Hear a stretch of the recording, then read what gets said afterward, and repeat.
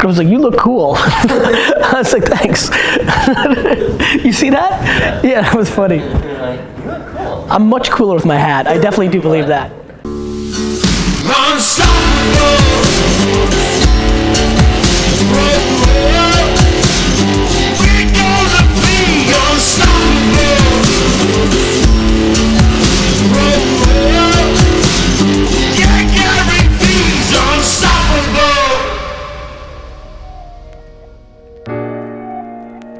That's what's gonna end up happening. The reason that's what's happening now, Steph. Like, that's what Dailyvee and Ask Garyvee is about, right? Like, I've been so right historically. Like, now I'm just not gonna leave any debate for it, or lost in history, or me having to say I said so. Like, it's just gonna be there, right? There's also, let me add it here actually, because it's a very smart statement for business people. The other thing that Musical.ly should consider, or should be considering right now, is the fact that Facebook successfully pivoted to being a mobile first platform years ago is the biggest reason it's a winning company today.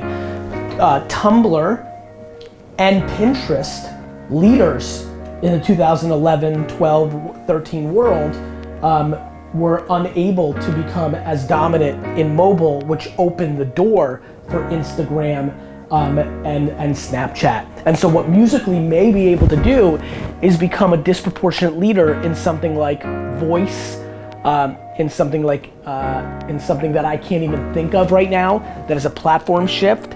And so some great move, some big change that changes the paradigm for them, that you need to make those big moves at times to find opportunity. And right now, as of the writing of this book, I think they need something big to gain momentum, especially in that 12 to 17-year-old crowd, to start growing into that area deeper. The only thing you're risking by taking these leaps is your time. The upside of being right about one of the pillar social networks and being a first mover is life-changing. The downside is you wasted time.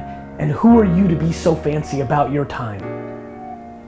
That's the punchline, Seth. Like, everybody's so fucking, like, all these people that want to break out, all these people that want to live the life, all these people that want all this great shit to happen, Steph, they're not willing to risk their time for that upside in case it's MySpace or Vine instead of Facebook or Instagram. Who the fuck are they? Like, you're a beggar. You don't get to choose.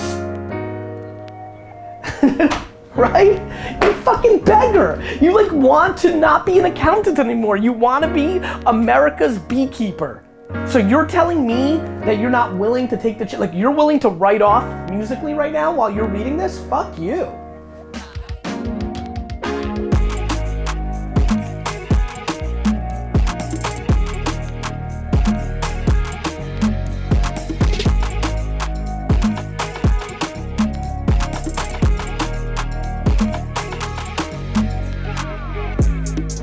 Landed in Montreal this morning from the red eye. Got a couple hours of sleep. Got a nice little gym session in with Jordan. And then was upstairs, did a bunch of business calls. All good stuff. Some cool new Facebook commercials coming out of VaynerMedia that I'm gonna be proud of, I hope. And then, hey, be with you in 1 sec, don't worry. And then, come on in, don't worry. And then we keep it very, don't worry, we keep. And then had a nice 2-hour session with Stephanie Land, my ghostwriter. We're finishing up Crushed It, which will come out in January, it looks like, of 18. So I'm excited about that, the follow up to the book that kind of put me on the map. And now I'm in the green room, about to rip everybody's fucking faces off here in Montreal. And that's that. That time. In flesh.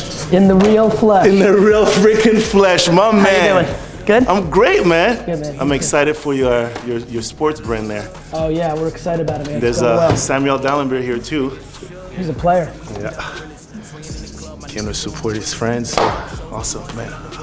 I know you're gonna be busy, so I'd rather do this now. Sneaking in now? Damn it. I love it. We'll meet you after. I can't wait. Sure, of course. Thanks, buddy. You got it. You're welcome. I'll be set. care less, that's an open case. Gonna come off this way, you have to go all the way alongside. Here's your copy. Thank you, brother. You're welcome. Stay over here. Yo, you're awesome. Great. What's up, bro? Thanks for answering on Twitter yesterday. Good. Can you give me advice how to make the business I'm starting to go full time?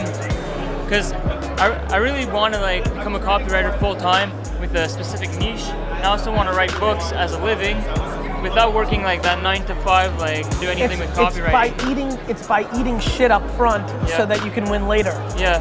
I mean, it's like, what are you gonna do at midnight tonight? Yeah, I'm gonna do it. I always do it after school and It's after. just getting exposure. It's about getting exposure. Okay. It's posting on Medium, LinkedIn, your own blog, Facebook. I think is an incredible place to write copy. So it's just hacking. Yeah. It's like how do I get muscles? You work out every day. Yeah. Got it? Yeah, for sure. All right, brother. Thanks, man. Take care. You gotta skip up picture. Yeah. But it looks great. Yep. And it's a worthwhile attempt. But the truth is, my opinion, other people's opinion, it's all execution. Facebook, 90% people thought was stupid. Snapchat, 90% of the people thought it was stupid. Twitter, 99% of the people thought it was stupid. Regardless of what any of us think, you gotta get this out and react to what people react to. Awesome. Thank you. So much the book. Yeah. You. Thank you, brother. I've seen all the Garyvee shows. Thank you. I look up to you. Thank you, brother. I also look. My name is Fabrice. I run a non-profit called Pour 3 Points. Pour 3 We Points. train sports coaches so that these coaches become sort of life coaches for youth in low-income schools of Montreal. Understood. I look up to guys like Scott Harrison, Adam Brown. Yes, I know them And my both very question well. is, exactly. My question is like, what makes you invest and support social influencers like these guys? Not you personally, but I want to get in your mind of why you would do it. I'll tell you, because I don't think they're full of shit. I think they're 100% honest about the fact that they want to do good, but they don't disguise that they care about themselves. Got it. So I hate when people try to be altruistic and be like, I just want to save the world. No, you don't. Got it. Got it? Of course I got it. That's it. Yeah. Okay, cool. Yeah, I mean, that's a good point. I mean, look, I think, but also, as you know, what made you so successful on the field was when nobody was watching off the field, right? So you're talking about the game. I get tapped and feedback. When I go on stage right now, I'm gonna get feedback. So you see where I'm going? I know what you did in the weight room and what you were doing when nobody was watching, and I think that's what entrepreneurship is. I get all this a little bit. My normal 18 hours is what I was doing in the hotel room for the last 5 hours, putting out fires, making business deals, running an organization. So I do think there's similarities.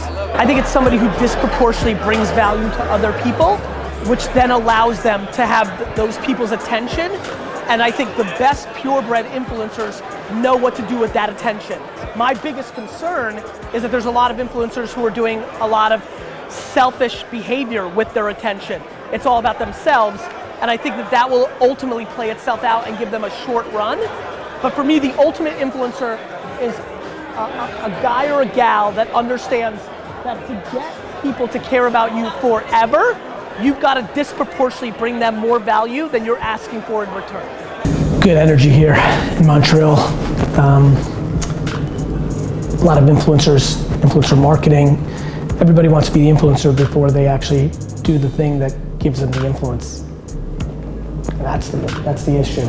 So just got to make sure I drill it home to this audience of like work, skills, craft, value, patience. It's a nice concoction of needs, and everybody's attacking it with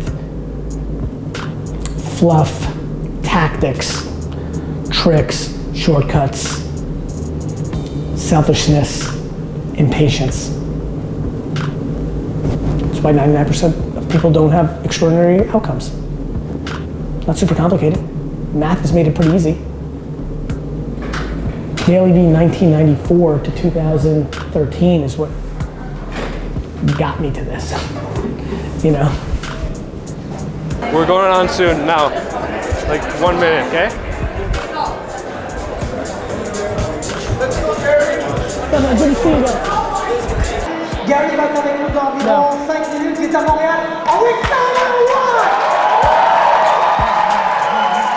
Without further ado, I'm gonna go quiet And I'm gonna let an international speaker, guys, make some noise for Garyvee!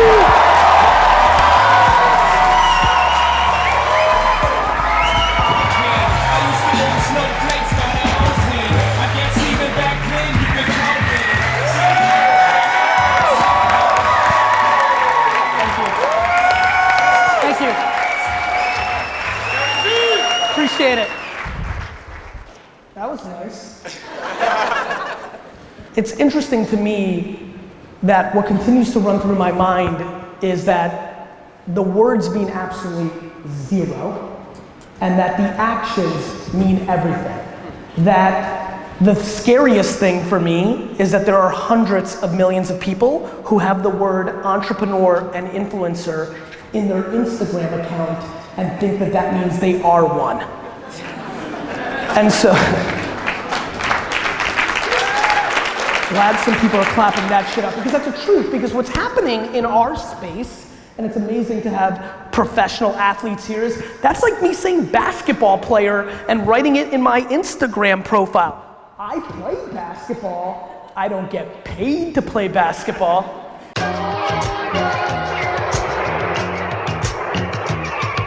Don't ask me ever again how to run Facebook ads, or do an Instagram influencer campaign, or create a Snapchat filter, or how to start a podcast. The information is free at your fingertip, and if you are not savvy enough or willing to put in the work to be able to do a Google search and consume it, you might as well leave this fucking room right now.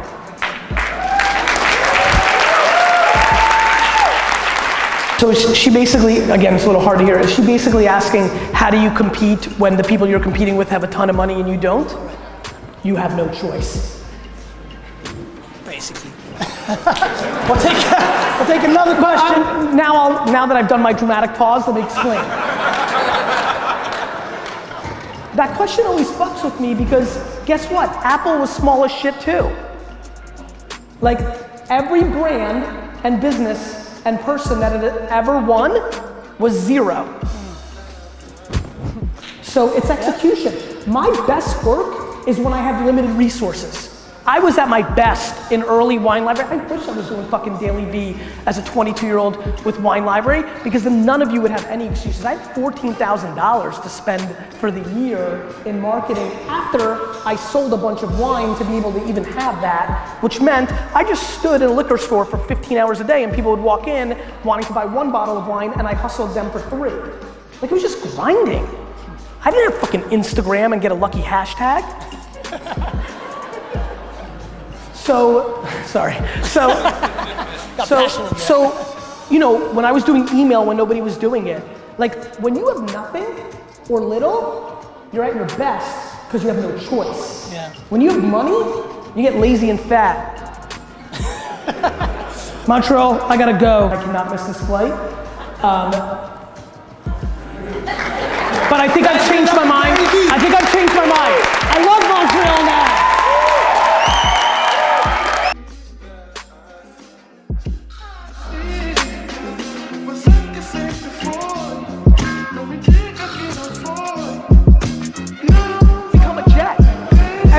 Take advantage of that, and there's millions of people like that. So for me, they have all the advantages of all the relationships, and then the same thing that got them to the highest level of sports is all the hard work. It's just hard work.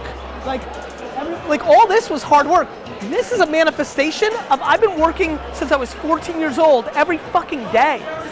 You know what I mean? This is 27 years. This is 27 years in the making. 27 years in the making. And I don't think people understand that.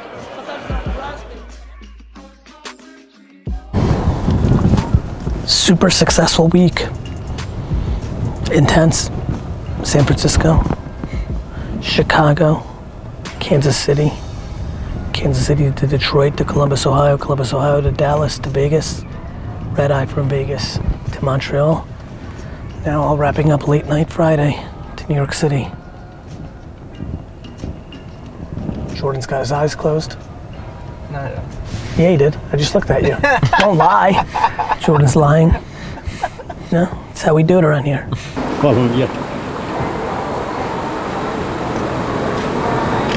Thank you. Thank you, my friend. Take care of yourself. All the best.